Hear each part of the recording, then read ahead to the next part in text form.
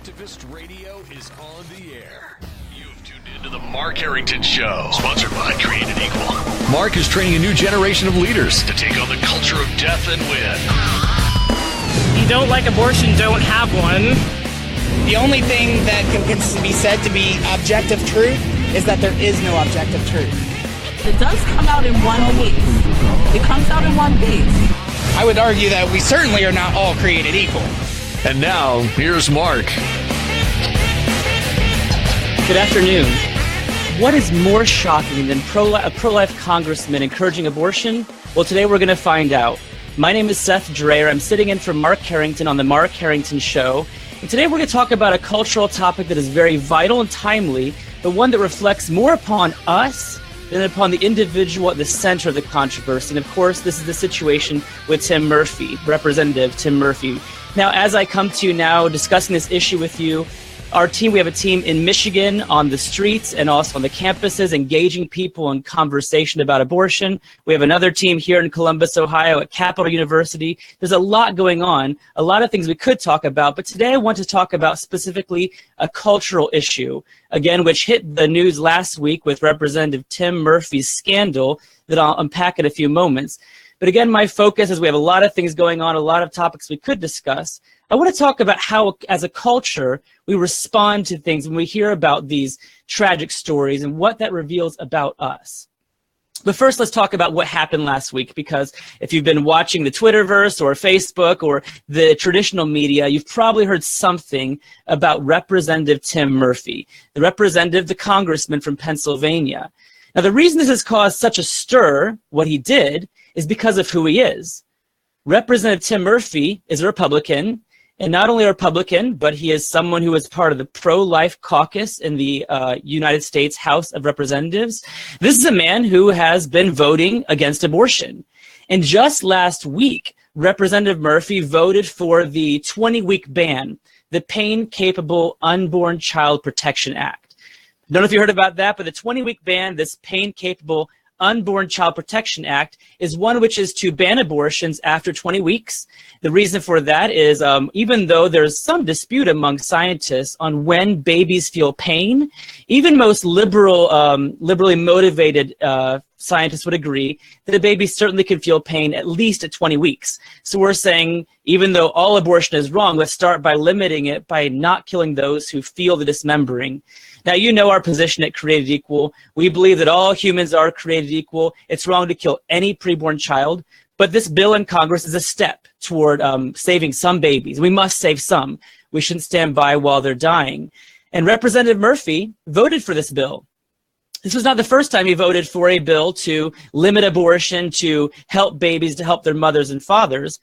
But as he did that last week at the same time, you probably heard the story, news came out that Tim Murphy was not only having an extramarital affair, but he actually encouraged the girlfriend with whom he was having this affair to have an abortion.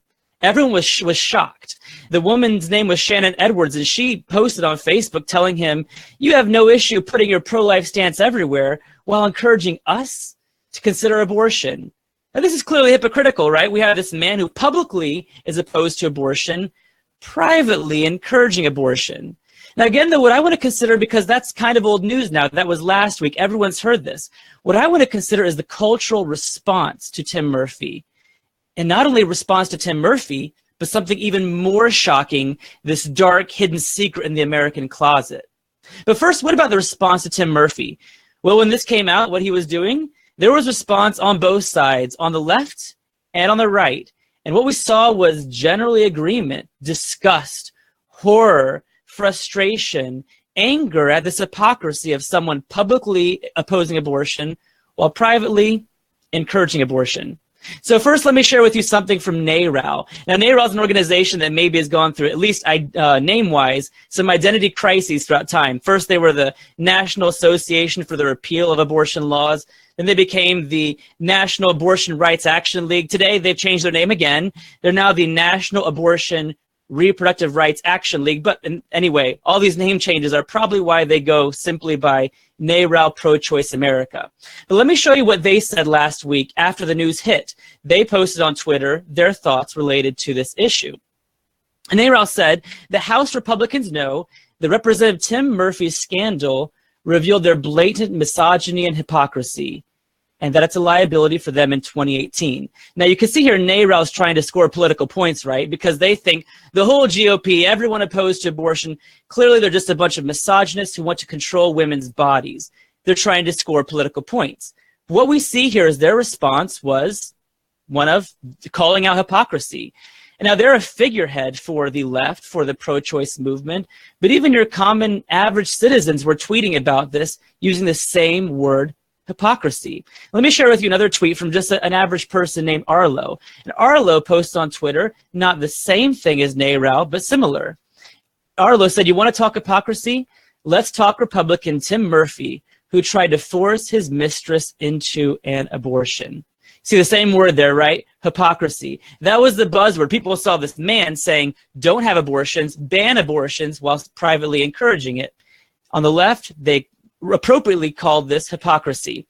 And that's the same thing we saw on the right. Those who oppose abortion were also calling this hypocrisy. And again, rightfully so. Just to share with you two examples. One, if we could throw up the picture of Albert Mohler. Albert Mohler is someone who has daily a briefing podcast where he talks about cultural issues. And Albert Mohler, in his podcast last week, Mohler being the president of the Southern Baptist Theological Seminary, he called this hypocrisy in a high office, glaring and clear. And Mohler was not alone. Tony Perkins of the Family Research Council, Tony Perkins said this was disappointing, disgusting, disappointing and disturbing, and saying that this, when you have disturbing behavior like that in a public office, there are clearly ramifications. So the reason we take a little quick trip through the cultural response is to see that appropriately we had agreement. Left, right, whether you're trying to score political points or just respond to the issue, we had general agreement last week. What happened was clear hypocrisy. When you have someone who opposes abortion publicly, privately encouraging that, this is hypocrisy, this is shocking, this is wrong. So yes, what Tim Murphy did was horrible and wrong, but what is comforting is the fact that we as a culture responded appropriately, calling him out. He initially said he wasn't going to run for re-election. Then Speaker Paul Ryan said he had received his resignation, that Tim Murphy was stepping down. This is appropriate.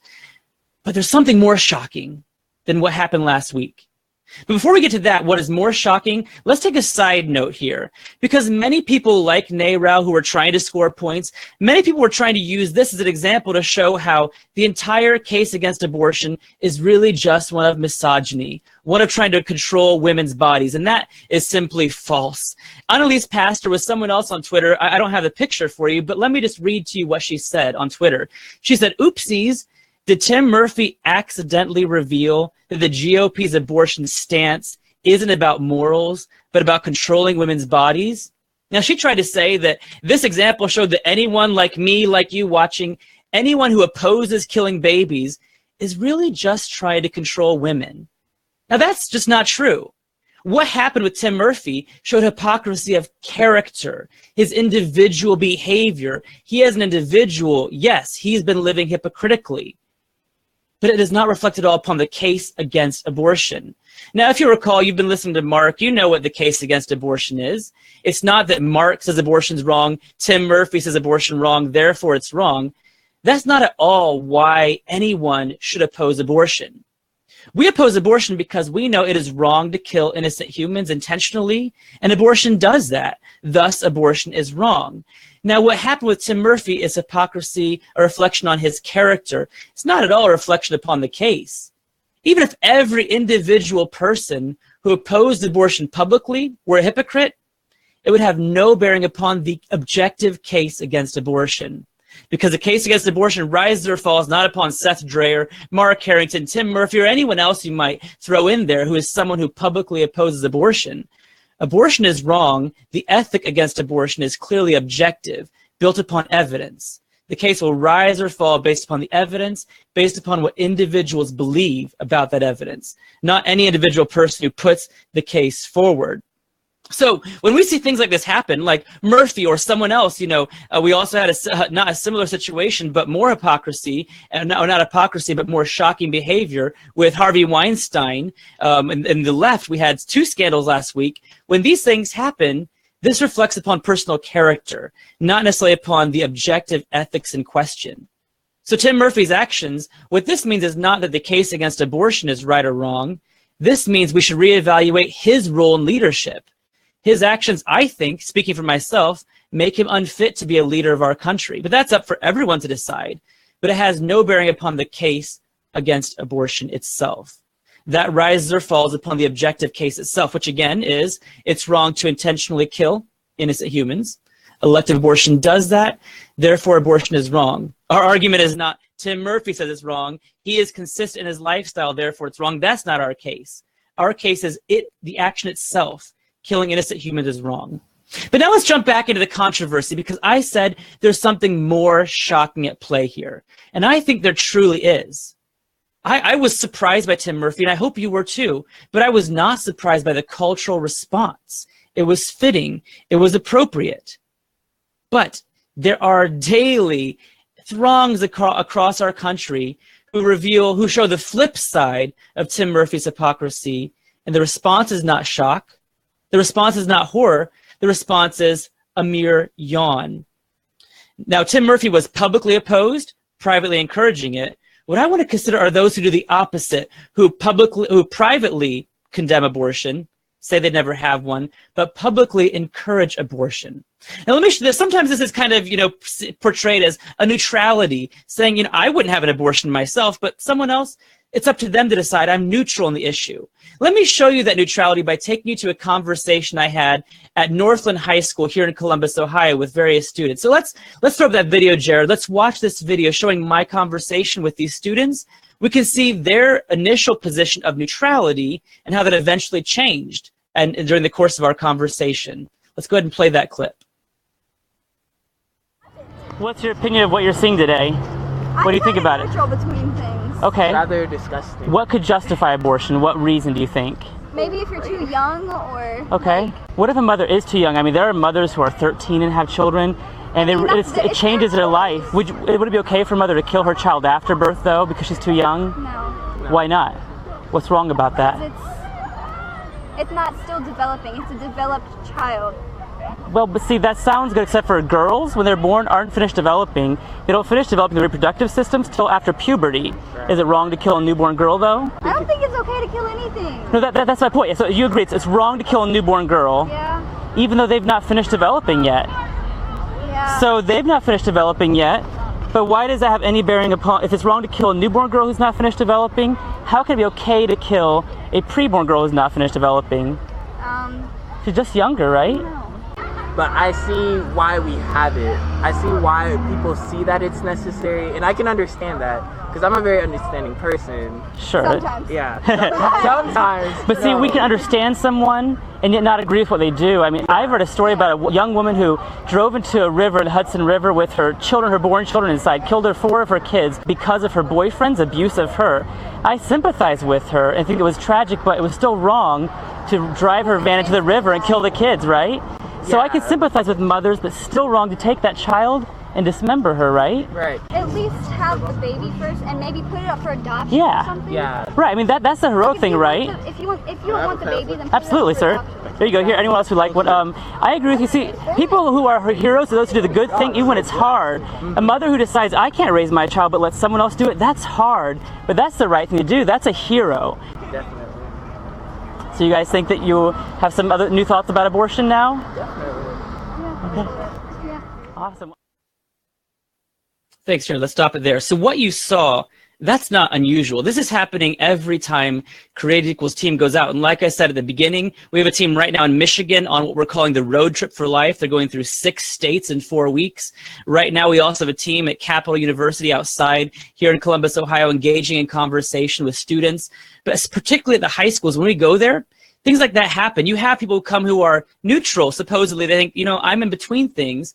They see the reality of abortion on our signs. They talk to us and they change. But now those students, they quickly change. The girl first said, I'm kind of neutral in between things. The young man said, I'm very understanding, so I understand why we have it. They quickly changed because they met someone, me, who would challenge them on their position and show them abortion. But many people never experience that. They're living with this daily hypocrisy and they're comfortable with it. And more shocking, we're comfortable with it. Now, again, what is that hypocrisy? It's the flip side of Tim Murphy. Recall Murphy was publicly opposed to abortion. Privately, he encouraged it. There are people we live with, we go to school with, we work with, maybe ourselves, anyone who's maybe listening to this, people who hold the opposite view. They say privately, I wouldn't have an abortion, but they publicly encourage it. They say, I wouldn't do it, but everyone else has the right to do it. They are privately opposed to abortion, and publicly, they are in support of abortion. This is hypocrisy like Tim Murphy, but it's the flip side of it. Now, but what's more shocking, again, is not the hypocrisy itself, it's the culture's response. Tim Murphy, we responded with horror, disgust, appropriate. When we see people who hold this opposite view of saying, I wouldn't do it, but someone else can, we yawn. We say, well, that's really not a big deal. But this is a really big deal. What they're saying is, I would never kill my child, but it's okay for someone else to kill their child. How can we be okay with this kind of behavior? They're saying it's wrong for me to kill my baby, but I won't stop someone else from killing their baby. The culture responded with horror last week, and yet every day we see this kind of response, and we don't even care. What if our neighbors were killing their toddlers? Would we care? Or would we say, I won't kill my toddler, but they want to kill their toddler, that's okay. Now, again, I think we already see the problem with this. And if you were able to follow the video, you saw that I shared a story with these students that really showed them the problem with their view, that kind of that false neutrality, that hypocrisy. And it was a story of a young woman, a tragic story from 2011, LaShonda Armstrong. I'm not sure if you've heard of this story. When I first heard this, I was very shocked years ago, in 2011 when this happened. LaShonda Armstrong was a young woman who had a boyfriend, Jean-Pierre, who she had many domestic disputes with. And one night, the dispute got to be too much. LaShonda took her kids, as the headline says in front of you. She said, you're going to die with me, took them in her minivan and drove directly into the Hudson River. Now, LaShonda did this not because she wanted to have a fun night driving in the river. She did this because she was pushed to extreme actions by an abusive boyfriend, Jean-Pierre. So when we see this, we can respond with sympathy for LaShonda, but we all agree it's wrong, right? What if someone said, what? I would never drive my van into the river with my kids in it, but I'm not going to stop LaShonda. We'd say, well, that's wrong. That's wrong. When it comes to killing innocent humans, you don't say you wouldn't do it, but someone else can. That is not only hypocrisy, that is shocking and wrong. But that's exactly what the culture is saying every single day, because the children who died, the 4 Armstrong kids who died in the Hudson River, they were no different from preborn babies, except that, like you can see in the picture, they were larger. They were older. One of the kids survived, a 10-year-old named LaShawn. He was the only one who could free himself from the van, wade to the shore, and tell the shocking story of what happened that night. But others died. And those kids who died that night in the Hudson River were no different than preborn babies who die, except for the fact that they were older. But we don't choose how old we are. That's not under our control. Just like you can't choose what skin color you're born with, you don't choose how old you are. And it is wrong to treat people, to discriminate against them for something they cannot control. So to summarize so far, here's where we're at. So we had last week Tim Murphy. For anyone who's just tuned in, Tim Murphy, maybe you saw in the headlines, he was exposed as someone who publicly opposed abortion. Republican conservative congressman in the House of Representatives who just last week voted for the ban to ban abortions after 20 weeks gestation. He was exposed as not only having an affair with a woman, but encouraging in his private life that woman consider abortion. So we have him publicly opposing abortion, privately encouraging abortion. What happened in response was everyone on the left and the right responded with shock and horror, and this was appropriate. But what's more shocking? Every day, citizens in our country live with the opposite hypocrisy. They're not publicly opposing it. They're publicly encouraging it, while they privately oppose it. And while that may be shocking in itself, what's more horrifying is people who say, that's okay. In fact, if you see a pro-lifer today who says, I wouldn't have an abortion, pro-lifer, if you want to say the word. They say, I wouldn't have an abortion, but someone else can. They're seen as this great enlightened pro-lifer that everyone can support and respect because, they wouldn't do it. They wouldn't have an abortion, but they're not going to force their views or ethics and be judgmental upon someone else. They're not only ignored culturally, they're celebrated. This is shocking because we would never treat other injustices that way. When we see a mother drive her van into the Hudson River, we wouldn't say that's only wrong for her, or I wouldn't do it. We say no one should do that. That is fitting. What's more shocking than Tim Murphy in our response is those who show the flip side of hypocrisy and our cultural disinterest, or our celebration of those who show this kind of hypocrisy. Now, there's a reason for this. And that's what I want to get to in our final moments remaining this morning. There's really a reason for why we don't look at abortion like we do other injustices. A reason why our culture is totally comfortable with the opposite hypocrisy. Those who, say, I would never have an abortion, but others can. We're comfortable with it because we don't see abortion as wrong, as an injustice. We don't see creating conversations showing the images of abortion victims. We were talking to people on the streets. We were near a bus stop, actually right outside the Ohio State House, where we're also trying to pass bans on abortion to try to bring it back. And as I was there, I asked one young woman her thoughts on abortion. I'm going to play with you a short clip of our conversation that shows to you this cultural hypocrisy when it comes to abortion. Don't have one. I mean, I'm okay as you can with aborting see children. I'm okay with in the aborting story, children. so I'm in okay this with video, I aborting was children, talking to her about children, abortion, because it's asking her for her not views on out here abortion. yet. I'm sorry. You can see, maybe you can still hear her talking. And if you want to go on to Create Equal Films on YouTube, you can watch the whole video in its entirety. But really for today, what's relevant is she said, it's not up to you to decide for other people. If you don't like abortion, don't have one. This is not unusual. Maybe you've heard this before. If any of you have had any conversations with your peers, your friends, your family, if you've ever told someone we shouldn't have abortion, I'm sure someone has told you, don't like it, don't have an abortion. It's not really a big deal. It's not up to you. Don't like it, don't have an abortion. Now, what we see here is this young woman was treating abortion like you would treat ice cream, right? This is truly moral relativism, this notion that truth is relative, that all moral truths are really nothing more than preferences. So this young woman says, don't like abortion, don't have one. She's treating it like ice cream, which would be like, don't like chocolate ice cream? Don't eat chocolate ice cream. But don't tell other people they can't eat chocolate ice cream. That would be really bigoted and really odd for you to tell someone don't eat chocolate ice cream. Because even if you don't like it, shouldn't everyone get to decide whether or not they want chocolate ice cream? Well, really, I think they should. But here's the problem. Abortion is not the same as chocolate ice cream, right? But our culture treats it that way. And that's the reason for all this confusion, really, in the wake of Tim Murphy. People who think that abortion is just a preference issue, not a moral crime like rape or slavery, when they see someone like you or me or someone like Tim Murphy saying you shouldn't have an abortion, they think we're trying to limit someone's preferences, limit their ice cream choices, and thus they really are shocked by our choice to do that.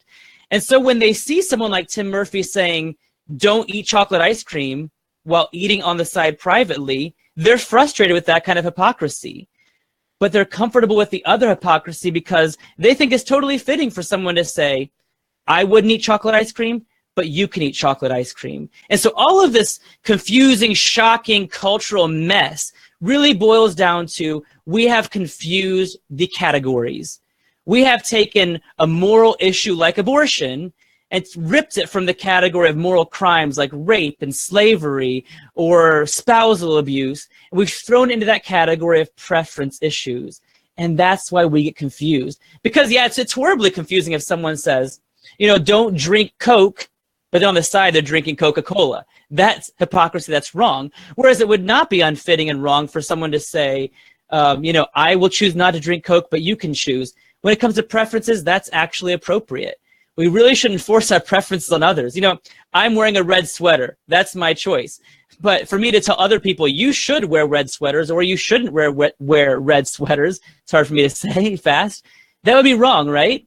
Appropriately, we shouldn't say that. But this is truly the confusion at heart in the abortion debate, at heart in all of the cultural issues in America today. I walk on a college campuses and people tell me all the time, you should be pro-choice. And I say, I am pro-choice. I am totally pro-choice with the color of clothing you wear, with the school you go to, with the job you pursue, with the major study you pursue in college. But then I ask them, should we be pro-choice when it comes to something like killing Jews because of their ethnicity? At that time, even the ardent abortion defender will probably say, you know what, I'm anti-choice when it comes to killing a Jewish person because of their ethnicity. And they're right. And I say, great, we can build bridges here because we're really, all of us are pro-choice or anti-choice, depending on whether it's a moral crime or a preference issue. If it's preference, like drinking Coca-Cola, eating chocolate ice cream, then yeah, we should all be pro-choice. But when it comes to moral crimes like abortion, like genocide, like slavery, like rape, we all ought to be anti-choice when it comes to harming innocent human beings. But that's the reason for all of our cultural hypocrisy. We see abortion like a preference issue, and therefore we're comfortable with those who say, I wouldn't do it, but others can do it. When we hear someone say this, we should ask them, so you think don't like abortion, don't do it? What if we said the same thing about slavery? Don't like slavery, don't own one. Don't like genocide, don't kill a bunch of people. Don't like spousal abuse, don't beat your spouse. When you reframe it that way, they see the problem. And this is what Tim Murphy and the cultural response has exposed. Our inability to reason through issues, our inability to keep moral issues in the moral category, because discourse in America is failing. You know, you turn on the news, you see people fighting back and forth, you read Twitter tweets. I showed you some tweets. There's just this inability to reason through things today. Not because we are so, well, there are many reasons for this. Sometimes it's because we don't want to reason with others. But other times it's because we have forgotten the proper categories. We don't know what a moral issue is versus a preference issue. And so we're totally comfortable with people who would not have abortions themselves, but say to other people, it's up to you. And that is the great tragedy. That's what we're facing. So are we shocked by Tim Murphy? Well, yeah, I'm shocked. I hope you were shocked. But the cultural response was appropriate. We should be shocked by that kind of hypocrisy. But what's more shocking, what's more terrifying, the fact that people you know, people I know, every day around us are walking around with the viewpoint that they would never have an abortion, but other people can. Rephrase this for them. What are they saying? They're saying, I would never dismember my baby. I would never ask someone to take my preborn child and decapitate, dismember, and disembowel her, but I will not stop others from doing that. That is more shocking. That's more shocking than one representative who has this personal hypocrisy, this view that it's okay for others in our society to rip violently into pieces tiny preborn people that are no different than you and me, except for their age. That is more shocking. So what do? We must expose this. We must say, so you think it's wrong for someone to publicly oppose abortion while privately encouraging it? How, if that's wrong, which it is, how can it be okay to do the opposite? To privately oppose it and say you wouldn't kill a child, but publicly say all people should decide. We must expose that hypocrisy for what it is. And we can easily do it by reminding people that moral crimes are not the same as preferences. Everyone should decide for themselves whether they'll eat chocolate ice cream. I personally, chocolate's okay. I really like vanilla ice cream with Oreos. I'm really a fan of Oreo Blizzards. People who know me well know that's my preference, but I'm not going to force that on you. When it comes to pop, Coca-Cola, I do like Coke, but I prefer cherry Coke. I would say cherry Coke is better than cherry Pepsi. Maybe I've alienated half of Mark's viewing audience. I apologize, Mark, if I did, but that's my preference. I won't force it on you. But when it comes to ripping babies apart, that's not only wrong for me, that's wrong for everyone. And when some people say it's okay for others to do that while they wouldn't do that, that's more shocking, that's more horrifying than one representative's personal hypocrisy. We must stand up, and this is what we must do, boldly declare that elective abortion is wrong for everyone, not just you, not just for me, it's wrong for everyone. It's wrong for Tim Murphy, it's wrong for Seth Drayer, it's wrong for anyone watching, because it is always wrong to kill innocent human beings. Next week, Mark will be back with you. But until then, remember that we all have this task ahead of us. We all must go out to change the heart of the culture. We must take action because every human being, whether they're black or white, rich or poor, born or preborn, every human is created equal. Take care. Mark will be back next week.